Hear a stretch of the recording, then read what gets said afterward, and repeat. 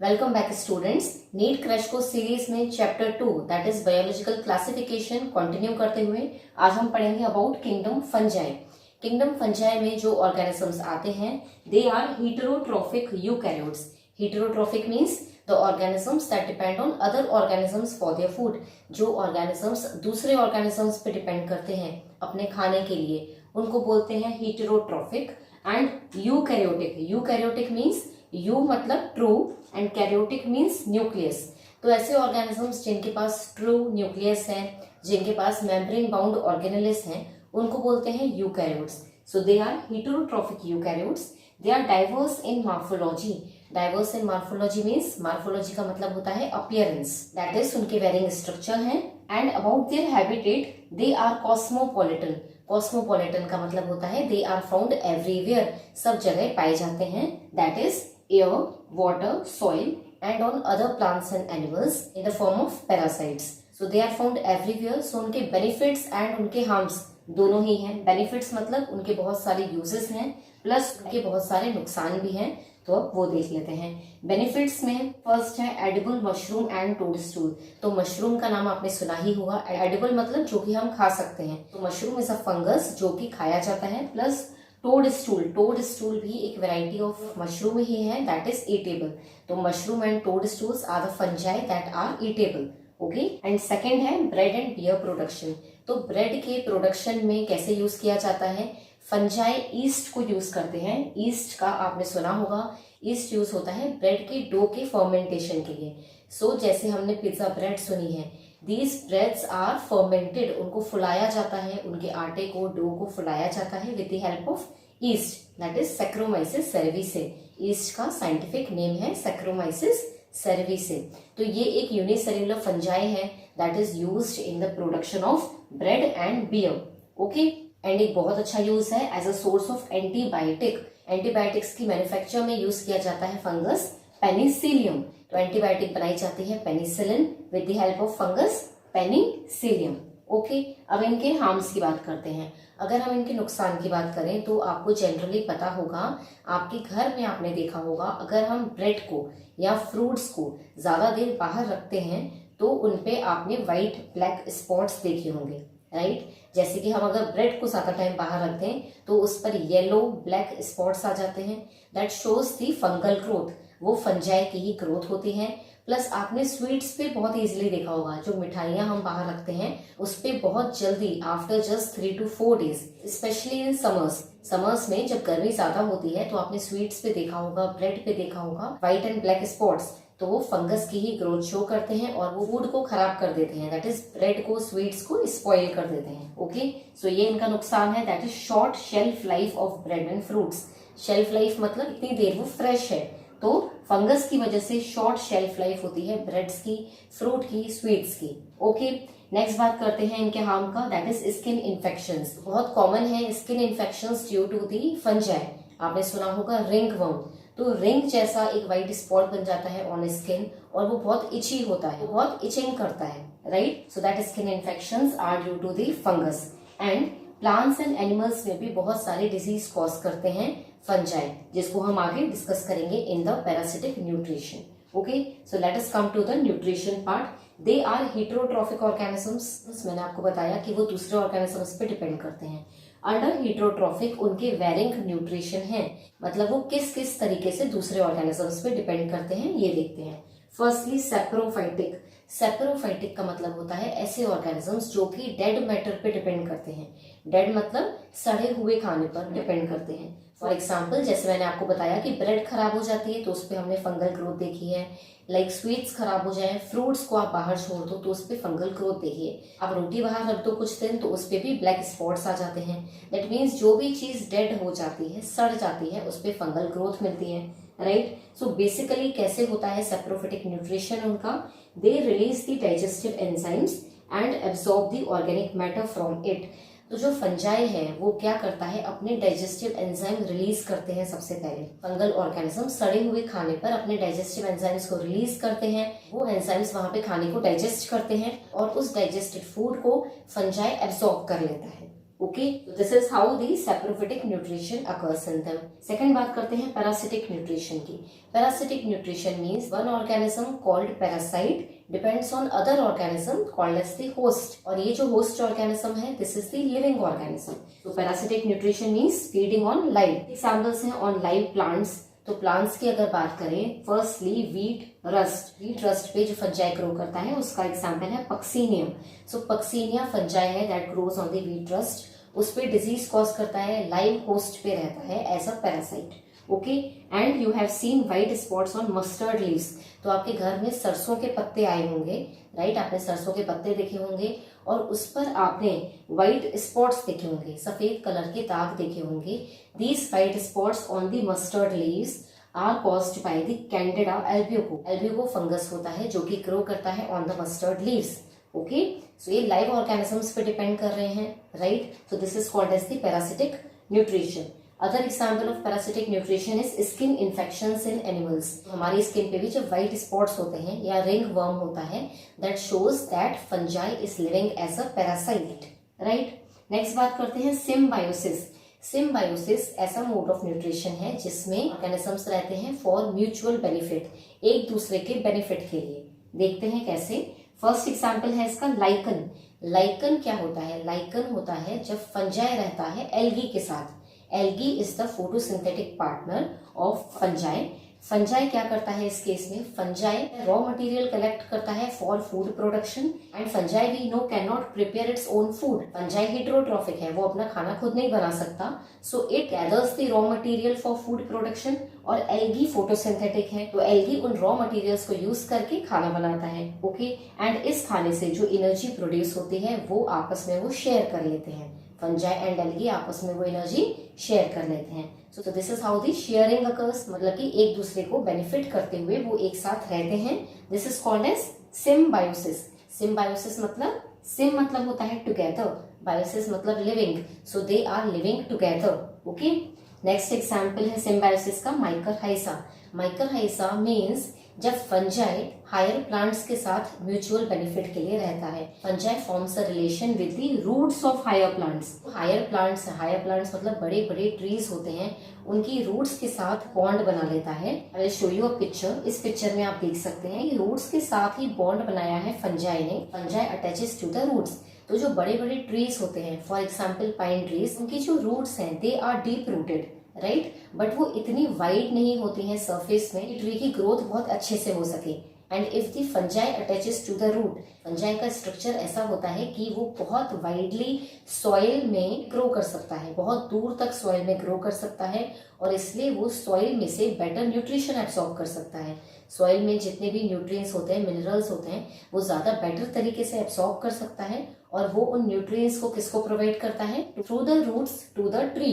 जो higher plants हैं उनके रूट्स के थ्रू उसको प्रोवाइड करता है, और उस रॉ मटेरियल से, उन न्यूट्रिएंट्स एंड मिनरल्स से ट्रीज खाना बनाते हैं।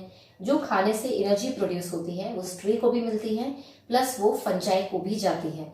सो this is how the energy is shared, और वो म्यूचुअल बेनिफिट में रहते हैं। तो this is again symbiosis.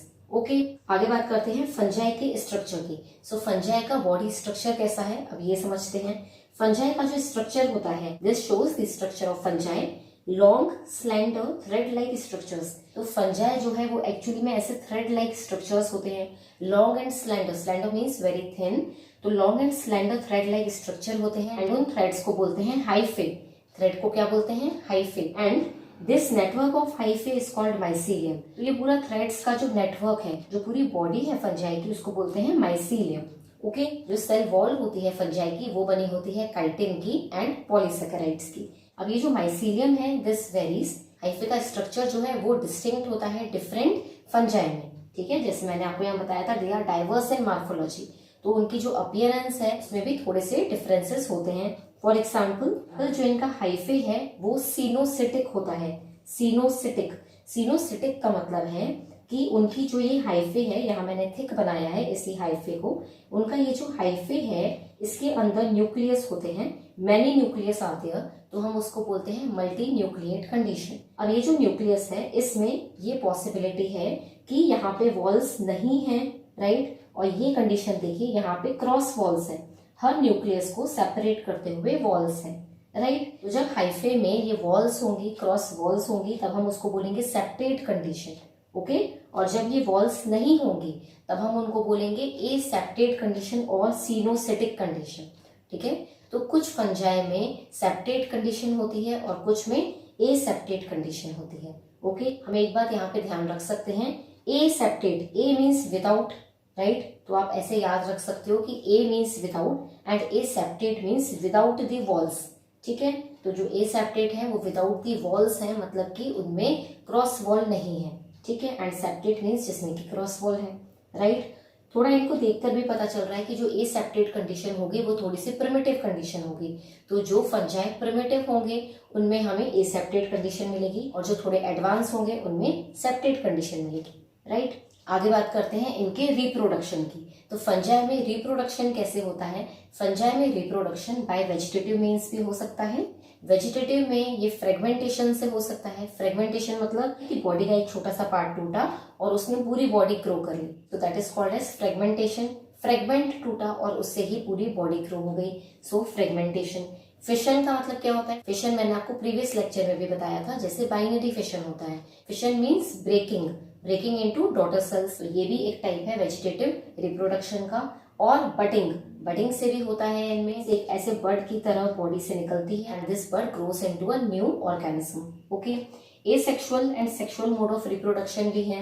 Asexual reproduction होता है by spores formation and sexual reproduction हमें पता है कि होता है गैमेट्स के फ्यूजन से, राइट। फंजाई में रिप्रोडक्शन ही सबसे इंपॉर्टेंट फीचर है, ठीक है, तो उसको हम ध्यान से समझेंगे।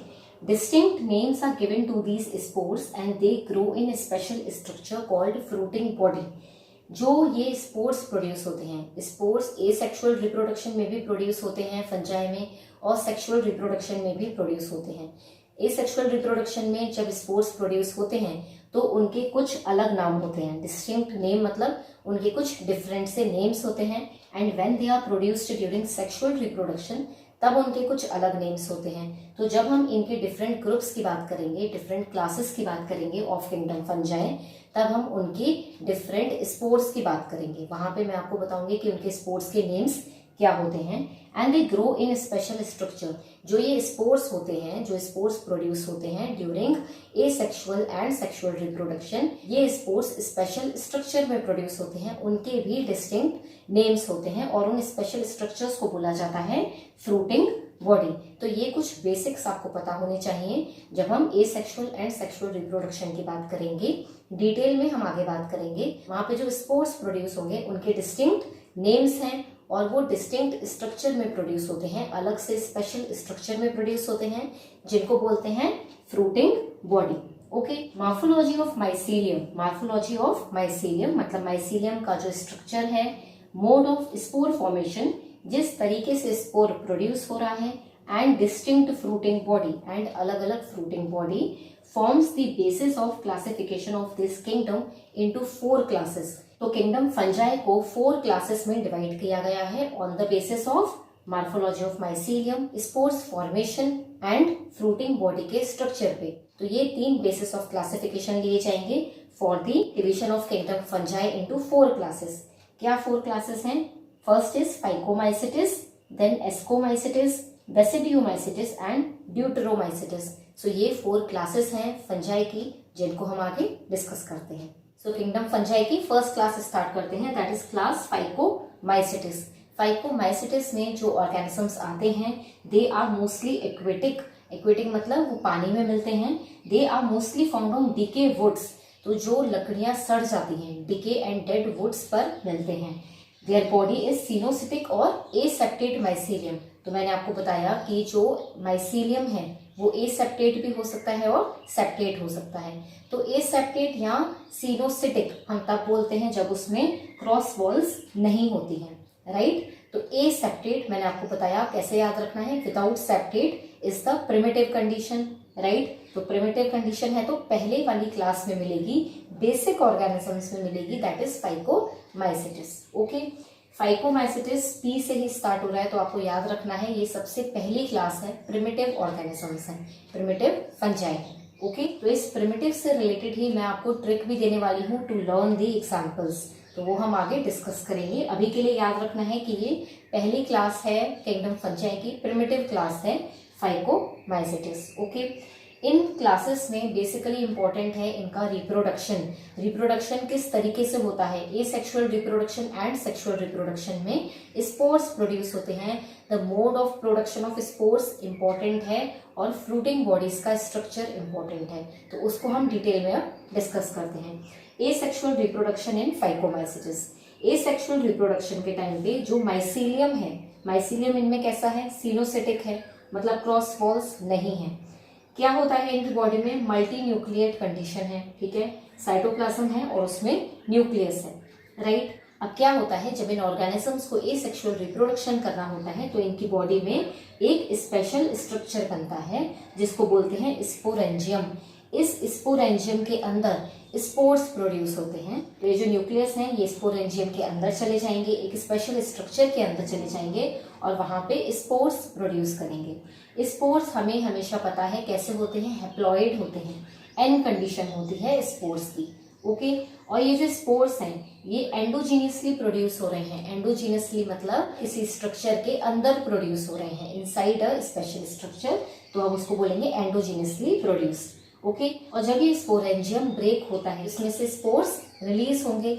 ये स्पोर्स अब एयर में सर्कुलेट हो रहे होते हैं, एयर में मूव कर रहे होते हैं फ्रीली। जब इन स्पोर्स को सूटेबल कंडीशंस मिलती हैं टू ग्रो, फॉर एग्जाम्पल आपने कोई रोटी का टुकड़ा रखा हुआ है बाहर, तो वो कुछ टाइम बाद सड़ने लगेगा, राइट, डिके हो जाएगा, राइट। तो डिके सरफेस पे फंजाई ग्रो करता है, राइट, ग्रो करता है, दैट इज जर्मिनेट करता है। ओके, तो स्पोर्स हैं एयर में। हमें रोटी का टुकड़ा कुछ दिन बाद ब्लैक क्यों दिखता है, क्यों वो ब्लैक स्पॉट्स आ जाते हैं, बिकॉज जो स्पोर्स हैं एयर में, जो स्पोर्स हैं फंगस के, वो उस रोटी पे ग्रो कर जाते हैं, राइट। तो उनके लिए ये सूटेबल कंडीशंस हैं, उनके लिए ये अप्रोप्रिएट सी कंडीशंस हैं जिसमें वो जर्मिनेट कर सकते हैं, राइट। तो रोटी का टुकड़ा मिलते ही, कोई भी सरफेस मिलते ही जिसमें वो सूटेबली ग्रो करें, वहां पे ये जर्मिनेट हो जाते हैं। Okay, and then this spores form the mycelium, पूरी बॉडी ग्रो कर सकते हैं ये स्पोर्स, राइट। तो ये है एसेक्सुअल रिप्रोडक्शन की साइकिल।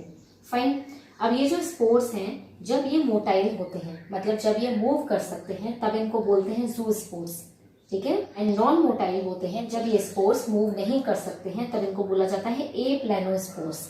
ओके, तो ए वर्ड से ही मैंने आपको बताया, जैसे ए सेप्टेट हम याद रख रहे हैं, वहां पे ए का मतलब है विदाउट, यहाँ पे भी ए का मतलब है विदाउट, तो दे आर विदाउट मूवमेंट, मतलब नॉन मोटाइल है, तो ए प्लेनोस्पोर्स, राइट। अब अगर सेक्सुअल रिप्रोडक्शन की बात करें तो हमारे पास सेक्सुअल रिप्रोडक्शन में हमें पता है कि male and female gamete fuse होते हैं, राइट। तो यहाँ पे सेक्सुअल रिप्रोडक्शन के टाइम पे मैंने लिया है फंगस 1 एंड फंगस 2, मतलब 2 फंजाई लिए हैं। एंड अगर हम इनको देखें तो यहाँ पे जो इनके न्यूक्लियस हैं दे वर्क लाइक गैमेट्स, ठीक है। तो जब सेक्सुअल रिप्रोडक्शन करना होता है तो यही न्यूक्लियस गैमेट्स की तरह वर्क करते हैं। एंड क्या होता है, हाइफे प्रोजेक्ट्स आउट साइडवेज, तो जो इनके हाइफे हैं वो साइडवेज प्रोजेक्ट करते हैं, ठीक है, प्रोजेक्ट करते हैं मतलब ऐसे आउटग्रोथ बनाते हैं। And a special structure is formed, एक स्पेशल सा स्ट्रक्चर बनता है जिसको बोलते हैं जू स्पोरेंजियम। तो फ्रूटिंग बॉडी सेक्सुअल रिप्रोडक्शन के टाइम पे जो बन रही है उसको बोल रहे हैं जू स्पोरेंजियम। इस जू स्पोरेंजियम के अंदर मेल जो है वो अपने न्यूक्लियस दे देता है एंड फीमेल जो है वो अपने न्यूक्लियस दे देती है। तो मेल एंड फीमेल न्यूक्लियस जो है वो किसके अंदर आ रहे हैं, जू स्पोरेंजियम के अंदर। दैट मीन्स अब उनका जो प्रोटोप्लाज्म है वो फ्यूज हो गया है, राइट। प्रोटोप्लाज्म मतलब living matter of the cell, वो living matter of the cell fuse हो जाता है, जिस स्टेज को हम बोलते हैं प्लाज्मोगेमी। प्लाज्मोगेमी मतलब फ्यूजन ऑफ प्रोटोप्लाज्म। तो जू स्पोरेंजियम के अंदर प्रोटोप्लाज्म फ्यूज हो जाता है और उसको बोलते हैं प्लाज्मोगेमी। अभी न्यूक्लियस फ्यूज नहीं हुए हैं, न्यूक्लियस जब फ्यूज होते हैं उसको बोलते हैं कैरियोगेमी, ठीक है। क्या बोलते हैं, कैरियोगेमी। यहाँ पे प्रोटोप्लाज्म फ्यूज हुआ है तो इसको बोलेंगे प्लाज्मोगेमी। अब क्या होता है कि फाइकोमाइसेट्स ऑर्गेनिजम्स में जैसे ही प्लाज्मोगेमी होता है उसी टाइम पे कैरियोगेमी भी हो जाता है, मतलब प्रोटोप्लाज्म के फ्यूजन के साथ ही इमीडिएटली क्या होता है, कैरियोगेमी हो जाती है, फ्यूजन ऑफ न्यूक्लियाई हो जाता है, मतलब male and female nucleus fuse हो जाते हैं और क्या बनाएंगे, जाइगोट बनाएंगे, राइट। जब मेल और फीमेल गैमेट फ्यूज होते हैं तो क्या बनाते हैं, जाइगोट बनाते हैं, राइट। तो ये जो स्पोर्स हैं ये अभी एन कंडीशन में थे, राइट। एन हैप्लॉइड कंडीशन में थे, जब ये फ्यूज करेंगे तो ये क्या बनाएंगे, 2n कंडीशन, मतलब कि जाइगोट बनाएंगे। ओके, तो मैंने यहाँ लिखा है fusion of nuclear that is karyogamy in zoosporangium. ठीक है, तो ज़ूस्पोरेंजियम के अंदर जैसे ही प्लाज्मोगेमी हुआ वैसे ही कैरियोगेमी हो गया क्लास फाइकोमाइसेट्स के ऑर्गेनिजम्स में, राइट। तो जब ये 2n कंडीशन आ जाएगी, डिप्लॉयड स्टेज आ जाएगी, जाइगोट फॉर्म हो जाएगा, तब होगा मियोसिस। तो मियोसिस होगा, मियोसिस क्या होता है, रिडक्शन फेज, मतलब कि रिड्यूस हो जाएगा नंबर, तो नंबर रिड्यूस होके हैप्लॉइड स्पोर्स बने। ये हैप्लॉइड स्पोर्स जब ज़ूस्पोरेंजियम ब्रेक करेगा तो स्पोर्स रिलीज हो जाएंगे और ग्रो करके फिर से फंगल बॉडी बना देंगे, दैट इज माइसीलियम बना देंगे, राइट। अब ये जो स्पोर्स हैं, अगर ये सिमिलर होते हैं इन मार्फोलॉजी, अगर अपीयरेंस में एक जैसे दिखते हैं तो उनको बोला जाता है आइसोगेमस, ठीक है। और अगर डिसिमिलर होते हैं, अगर डिफरेंट हैं एक दूसरे से स्ट्रक्चर में, मार्फोलॉजी में, तो हम उनको बोलते हैं एनिसोगेमस और oogamous, right. So during sexual reproduction 2 phases are important. एक होता है प्लाज्मोगेमी, मतलब फ्यूजन ऑफ प्रोटोप्लाज्म, और दूसरा होता है karyogamy, that is fusion of nuclear.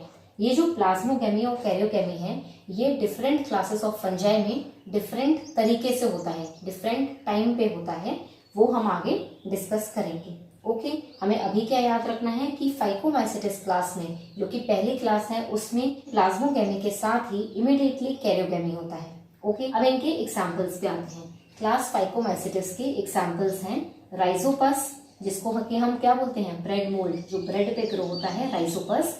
Albugo, Albugo मैंने आपको बताया जो मस्टर्ड लीव्स पे व्हाइट स्पॉट्स होते हैं, वो होता है एल्ब्यूगो स्पीशीज। एंड म्यूकर इसका थर्ड एग्जाम्पल।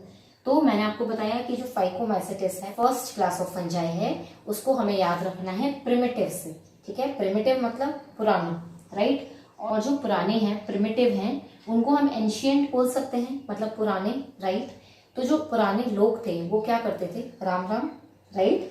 तो राम वर्ड से ही आपको याद रखना है इनके examples, RAM, Rhizopus, Albugo and Mucor, ठीक है। राइजोपस आप ऐसे याद रख सकते हो कि जैसे ही फंजाई का नाम आता है तो आपको याद आता है, कॉमन एग्जांपल्स कौन से याद आते हैं कि फंजाई हम ब्रेड पे देखते हैं, तो ब्रेड मोल्ड, राइजोपस। ओके, अब बात करते हैं नेक्स्ट क्लास की, दैट इज क्लास एस्कोमाइसेट्स और क्लास एस्कोमाइकोटा। इनमें जो ऑर्गेनिजम्स आते हैं उनको बोलते हैं सैक फंजाई, बिकॉज ये जो ऑर्गेनिजम्स हैं इनमें सैक लाइक स्ट्रक्चर होता है। सैक का क्या मतलब होता है, पाउच, एक बैग जैसा बना हुआ, पाउच की तरह बना हुआ, उसको हम बोलते हैं सैक।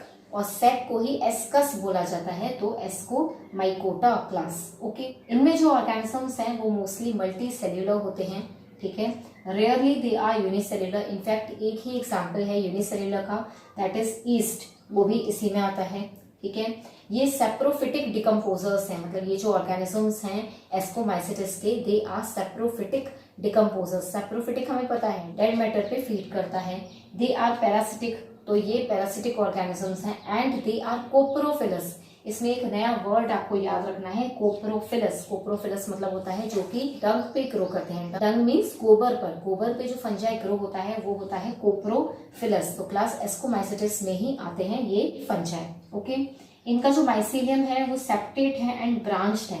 सेप्टेट मतलब, अब देखो पहला था प्रिमिटिव, तो उसमें ए सेप्टेट कंडीशन थी, मतलब कि उनके जो न्यूक्लियस हैं वो डिवाइडेड नहीं थे, राइट। इनमें जो न्यूक्लियस हैं वो डिवाइडेड हैं बाय क्रॉस वॉल्स, इनमें क्रॉस वॉल्स हैं, तो न्यूक्लियस डिवाइडेड है, सेप्टेट बॉडी है, ठीक है, सेप्टेट माइसीलियम है और ब्रांच्ड है, तो इनमें ब्रांचेस भी प्रेजेंट होती हैं। देखिए नॉर्मल माइसीलियम है और इसमें ये ब्रांच्ड हाइफे है, तो इनमें जो हाइफे हैं वो ब्रांच्ड होते हैं और सेप्टेट होते हैं।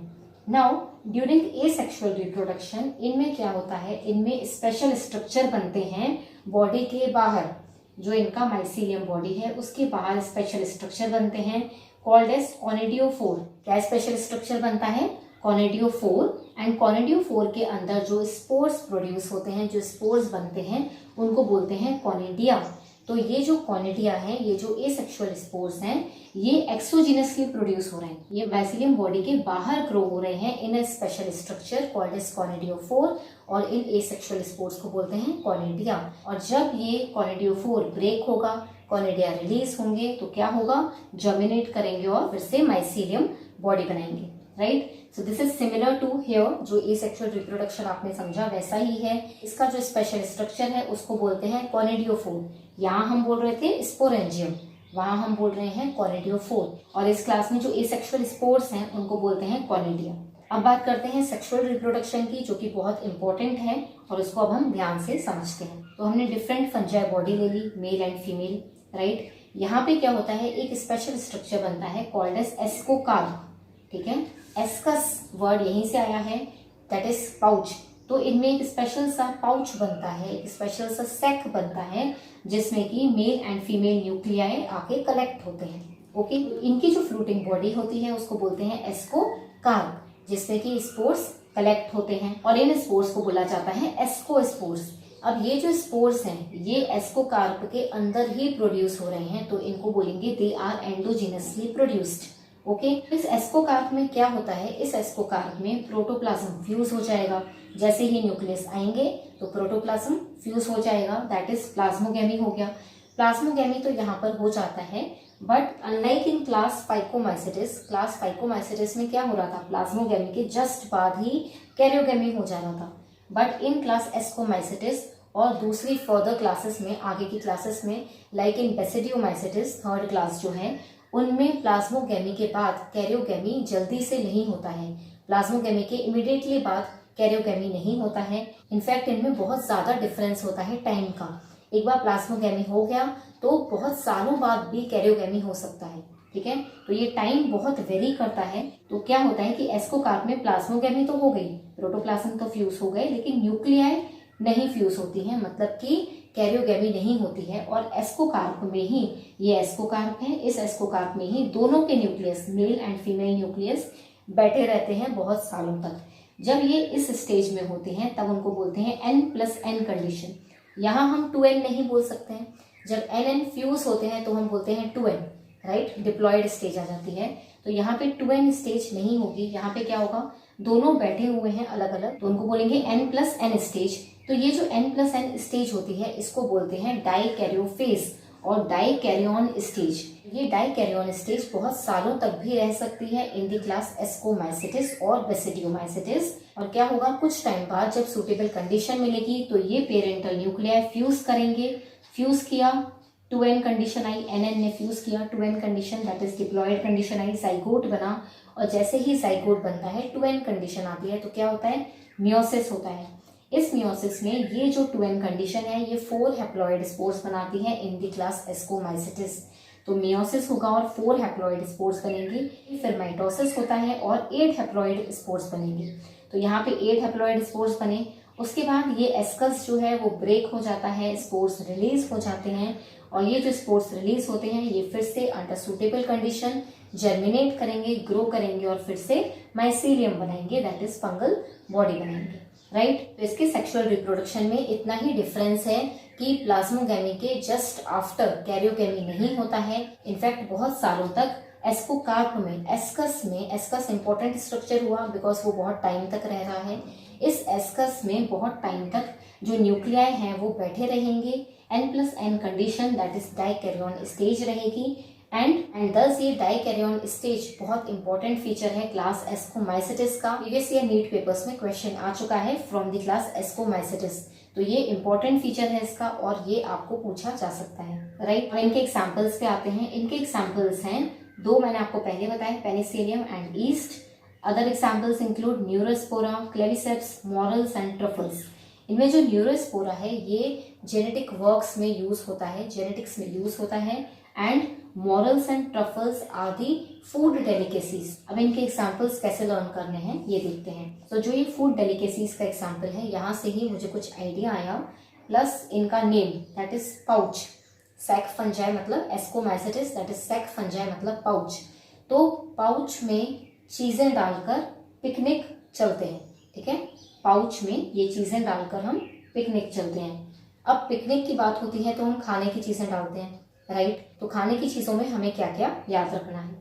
सबसे पहले तो अगर हम खाने की बात करें तो हमें याद आती है बेसिक खाने की। तो बेसिक खाने में हमें क्या याद रखना है, जैसे हमने सोचा कि हम पनीर ले चलते हैं तो एक एग्जाम्पल जो है वो पी से है, दैट इज पेनिसिलियम। हम सोचेंगे हमें कौन सी सब्जी पसंद है, तो जैसे मुझे न्यूट्रेला पसंद है तो न्यूट्रेला जैसा नाम है न्यूरोस्पोरा, ठीक है। चिप्स रख लेते हैं, चिप्स, सिप्स, क्लेविसेप्स, ठीक है। और मॉरल्स और ट्रफल्स हम कैसे याद रखेंगे, मॉरल्स, ट्रफल्स। ट्रफल्स आपको बेसिकली पता होगा केक्स में यूज होते हैं, ठीक है। केक्स में चोको ट्रफल्स यूज होते हैं, तो वहां से मुझे ये एग्जाम्पल याद रहेगा कि मुझे ट्रफल्स उठाने हैं, केक्स उठाने हैं। केक से ही मफिन्स याद आएगा, ठीक है। तो एम से एग्जाम्पल है मॉरल्स, तो मॉरल्स एंड ट्रफल्स। और हमने क्या डाला, पनीर डाल दिया, और हमने न्यूट्रेला मतलब न्यूरोस्पोरा डाल दिया, हमने चिप्स डाल दी, दैट इज क्लेविसेप्स डाल दिया, ओके। फिर हम देखते हैं एस्परजिलस एंड ईस्ट। तो मैंने सोचा कि मैं पिज्जा भी रख लेती हूँ, और पिज्जा से मुझे याद आएगा कि पिज्जा की ब्रेड में क्या डलता है, ईस्ट डलता है, तो मैंने ईस्ट भी उठा लिया। एंड एस्परजिलस, एस्परजिलस आप याद रख सकते हो कि हम घूमने जा रहे हैं तो हमारे पास कुछ दवाइयां भी होनी चाहिए, तो एस्पिरिन होना चाहिए, तो एस्पिरिन से आपको एस्परजिलस एग्जाम्पल याद आ जाएगा, ओके। मैं फिर से रिपीट करती हूँ, इसके एग्जाम्पल्स हम कैसे याद रखेंगे। क्लास एस्कोमाइसिटिस मतलब कि सैक फंजाई, सैक मतलब पाउच, तो पाउच में चीजें डालकर पिकनिक चलते हैं। पिकनिक करने के लिए हमें फूड आइटम्स डालने हैं पाउच में। इस पाउच में हम क्या फूड आइटम्स डालेंगे, हम पहले डालेंगे खाने की चीजें, जैसे पनीर, पनीर से पेनिसिलियम, न्यूट्रेला, न्यूट्रेला से न्यूरोस्पोरा, चिप्स, चिप्स से क्लेविसेप्स, एंड केक्स डाल लो। केक में क्या यूज होते हैं, चोको ट्रफल्स, तो ट्रफल्स याद आ गया। केक जैसा ही मफिन्स, तो मफिन से मॉरल्स एंड एस्परजिलस, एस्परजिलस हमें कहाँ से याद आ रहा है, एस्पिरिन से, ओके। तो ये सारे एग्जाम्पल्स आपको ऐसे लर्न हो जाएंगे, ओके। अब बात करते हैं क्लास बेसिडियोमाइसिटिस की। क्लास बेसिडियोमाइसिटिस, बेसिडियोमाइसिटिस को ब्रैकेट फंजाई और पफ बॉल्स भी बोला जाता है, तो पफ बॉल्स आप याद रख सकते हैं मशरूम से। सो मशरूम जो है वो इसी क्लास में आता है, सो पफ बॉल्स और mushroom, they grow on soil और वुड लॉग्स और as parasites on the plants, ठीक है। सॉइल में ग्रो करते हैं, वुड लॉग्स मतलब डिके वुड पे ग्रो करेंगे, और as parasites on the plants. Their body that is mycelium is branched and septate, तो ब्रांच्ड एंड सेप्टेट, जो एसेप्टेट कंडीशन है, सिनोसिटिक कंडीशन है, वो सिर्फ फर्स्ट क्लास में ही, क्लास फाइकोमाइसिटिस में ही है।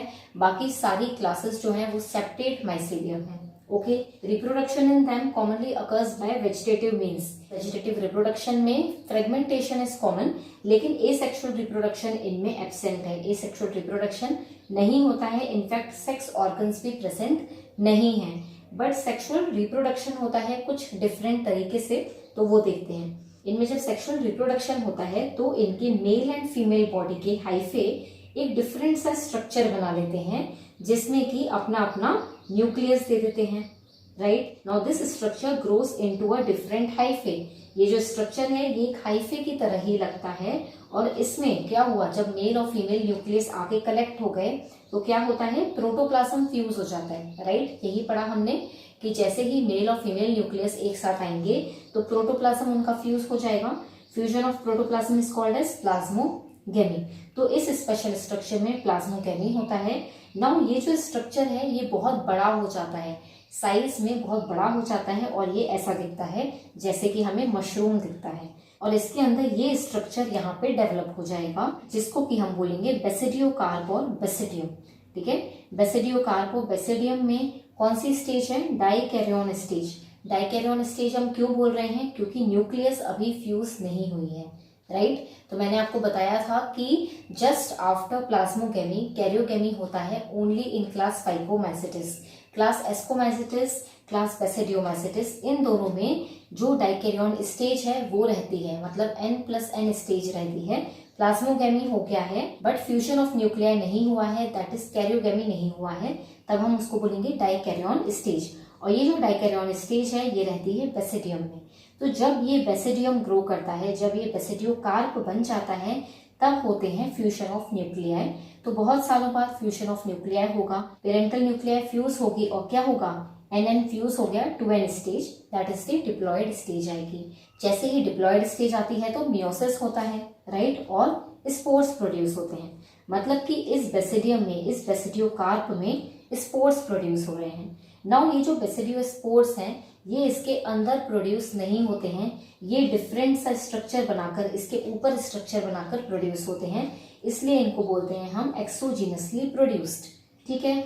मतलब कि बेसिडियो स्पोर्स जो हैं they are exogenously produced on the basidium, right. और उसके बाद क्या होगा, ये बेसिडियम ब्रेक हो जाएगा, स्पोर्स रिलीज हो जाएंगे और रिलीज होके जर्मिनेट करके ये फिर से माइसीलियम बनाएंगे, right, that is fungal body बनाएंगे। ओके, नाउ इसके एग्जांपल्स हैं, क्लास बेसिडियोमाइसीट्स के एग्जांपल्स हैं पक्सीनिया। पक्सीनिया मैंने आपको स्टार्टिंग में बताया था, व्हीट रस्ट, राइट, तो ये व्हीट पे ग्रो करता है। अगारिकस, अगारिकस मशरूम को ही बोलते हैं। एंड स्टिलेगो, तो ये आपको याद कैसे रखना है, तो किंगडम फंजाई में हमने बेसिकली खाने की बात की है। किंगडम फंजाई से हमें याद आता है मशरूम, ब्रेड, पिज्जा ब्रेड, तो मतलब खाने की चीजें याद आती हैं। और क्लास एस्कोमाइसीट्स के एग्जांपल्स भी हमने खाने पे ही बेस करके याद किए थे। तो जैसे ही खाने की बात होगी तो आपको इसमें याद रखना है पुआ, मालपुआ, PUA, P is Puccinia, U is Ustilago and A is Agaricus. तो इसमें मशरूम बेसिकली आपको याद रखना है कि मशरूम जो है वो बेसिडियोमाइसीट्स क्लास में आता है, ठीक है। तो अगारिकस यहाँ पे याद आ जाएगा क्योंकि क्लास एस्कोमाइसीट्स में हमने ए से पढ़ा था एस्परजिलस, ठीक है, बट वहां पे हमने उसको एस्पिरिन से रिलेट किया था, जो कि रिलेटेबल है, एस्पिरिन और एस्परजिलस, ठीक है। तो यहाँ पे अगारिकस है, दैट इज रिलेटेबल, आपको याद रहेगा, ओके, बिकॉज इसमें ही पफ बॉल्स आती है, मशरूम आता है और इसके सेक्सुअल रिप्रोडक्शन की साइकिल से भी आपको मशरूम याद रहेगा, तो दैट इज द बेसिडियोकार्प से याद रहेगा, राइट। लास्ट क्लास की बात करते हैं, क्लास ड्यूटेरोमाइसीट्स। ड्यूटेरोमाइसीट्स को बोलते हैं इम्परफेक्ट फंजाई। इम्परफेक्ट फंजाई इनको इसलिए बोलते हैं क्योंकि ये सेक्सुअल रिप्रोडक्शन नहीं करते हैं। जो भी फंगल ऑर्गेनिजम्स सेक्सुअल रिप्रोडक्शन नहीं करते हैं उनको क्लास ड्यूटेरोमाइसीट्स में डाल दिया जाता है। जैसे ही कुछ ऑर्गेनिजम्स में सेक्सुअल रिप्रोडक्शन दिखता है तो उनको उठाकर क्लास एस्कोमाइसीट्स या बेसिडियोमाइसीट्स में डाल देते हैं। दैट मीन्स ये इम्परफेक्ट फंजाई है, मतलब सेक्सुअल रिप्रोडक्शन नहीं करते। इनमें क्या होगा, एसेक्सुअल रिप्रोडक्शन होगा या वेजिटेटिव रिप्रोडक्शन होगा। माइसीलियम इनका सेप्टेट है, ब्रांच्ड है, मतलब कि एडवांस्ड ऑर्गेनिजम्स हैं। पॉपुलरली इनको डिकम्पोजर्स ऑफ लिटर बोला जाता है, बहुत इंपॉर्टेंट है from exam point of view. ये पूछ सकते हैं कि न्यूट्रिएंट साइक्लिंग में कौन सा फंजाई हेल्प करता है। सो क्लास ड्यूटेरोमाइसीट्स के एग्जाम्पल्स वहां पे आ सकते हैं इन दी ऑप्शंस, ठीक है। तो हम एग्जाम्पल्स देख लेते हैं। एग्जाम्पल्स हैं इनके कोलेटोट्रिकम, ट्राइकोडर्मा एंड ऑल्टरनेरिया। अब ये कैसे याद रहेगा, ये मैंने सोचा है कि हमारे फाइकोमाइसीट्स प्रिमिटिव थे, सबसे पहली क्लास थी, और ये जो है वो सबसे लास्ट क्लास है, मतलब कि सबसे एडवांस्ड फंजाई है, राइट। तो सबसे एडवांस्ड है, जो एडवांस होता है वो वाइल्ड होता है, ठीक है। जैसे ह्यूमंस हैं, जितने एडवांस होते जा रहे हैं उतने ही वाइल्ड होते जा रहे हैं, राइट। तो वाइल्ड से हम याद रख सकते हैं एडवांस और वाइल्ड। वाइल्ड से हम याद रखेंगे कैट, तो वाइल्ड होती है कैट, ठीक है, ऐसे याद रखना है। और कैट से हमें इनके एग्जाम्पल याद रहेंगे, सी से कोलेटोट्रिकम, ए से ऑल्टरनेरिया एंड टी से ट्राइकोडर्मा, ठीक है। आई होप कि आपको ये ट्रिक हेल्प करेगी। कोलेटोट्रिकम आप थोड़ा ऐसे भी याद रख सकते हो कि इसमें कौन से आ रहे हैं, डिकम्पोजर्स ऑफ लिटर। लिटर मतलब क्या होता है, कचरा, कचरे को डिकम्पोज करते हैं, कचरे को कलेक्ट करते हैं, डिकम्पोज करने के लिए कलेक्ट करते हैं, तो वहां से कोलेटोट्रिकम वर्ड याद रह सकता है, ओके। सो आई होप कि आपको ये हेल्प करेगा। So this completes our kingdom fungi and now we will talk about viruses, viroids and prions, okay. Viruses are acellular and they are considered living only inside the body of a living organism.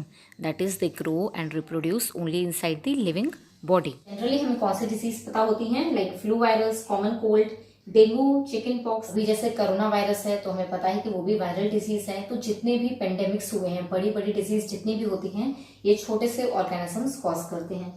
Let us सी कि इनकी discovery कैसे हुई। Discovery जो है, सबसे पहले इनको discover किया था साइंटिस्ट डी इवानस्की। इवानस्की साइंटिस्ट ने क्या किया था, टोबैको की लीव्स में पैचेस देखे थे, टोबैको की लीव्स में मोजेक लाइक पैटर्न, मतलब पैचेस देखे थे, और उसको डिस्कवर किया था कि इसका पॉजिटिव ऑर्गेनिज्म जो है वो स्मॉलर देन बैक्टीरिया है। तो उन्होंने कहा था कि ये जो ऑर्गेनिज्म है वो बैक्टीरिया से भी छोटा है, क्योंकि उन्होंने बैक्टीरियल प्रूफ फिल्टर में से इसको फिल्टर किया था एंड उन्होंने फाइंड किया it is smaller than bacteria, और उन्होंने उसको बोला वेनम पॉइजनस फ्लूइड। तो टोबैको लीव्स में से एक्सट्रैक्ट निकालकर उन्होंने बैक्टीरियल प्रूफ फिल्टर में से फिल्टर किया और उस एक्सट्रैक्ट को उन्होंने फाइंड किया कि वो पॉइजनस था।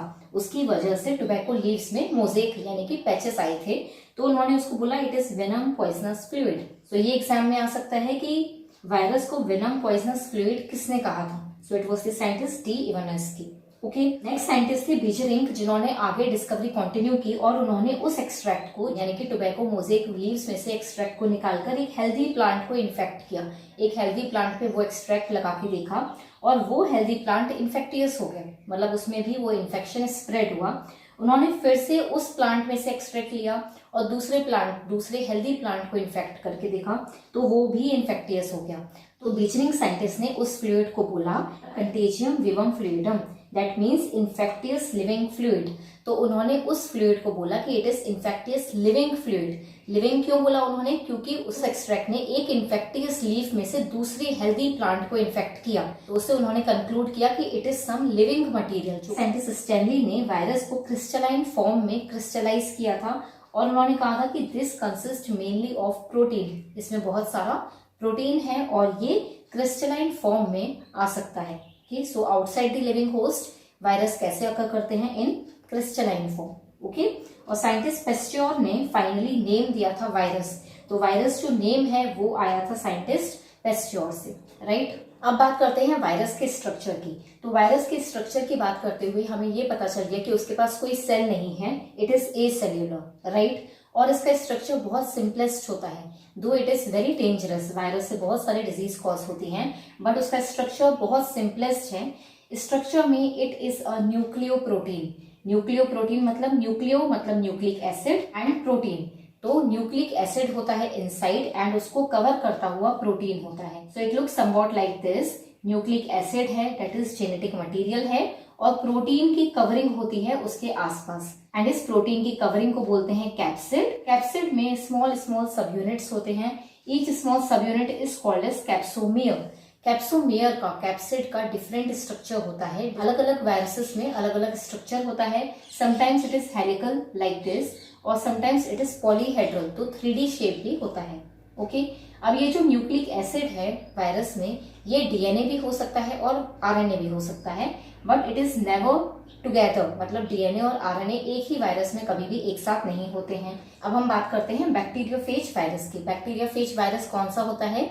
जो कि बैक्टीरिया को इन्फेक्ट करता है, वायरस दैट इन्फेक्ट्स बैक्टीरिया। तो बैक्टीरियोफेज जो वायरस होता है इसमें हमेशा डबल स्ट्रैंडेड डीएनए होता है, ये आपको पता होना चाहिए। ये है इसका स्ट्रक्चर। तो हमने स्ट्रक्चर में अभी तक क्या सीखा कि जेनेटिक मटेरियल होता है और बाहर का जो प्रोटीन होता है उसको बोलते हैं कैप्सिड, राइट। इस कैप्सिड के नीचे होता है कॉलर, एक स्ट्रक्चर है that is called as collar, और उसके नीचे एक ट्यूब लाइक स्ट्रक्चर है जिसको बोलते हैं sheath, and then there are tail fibres.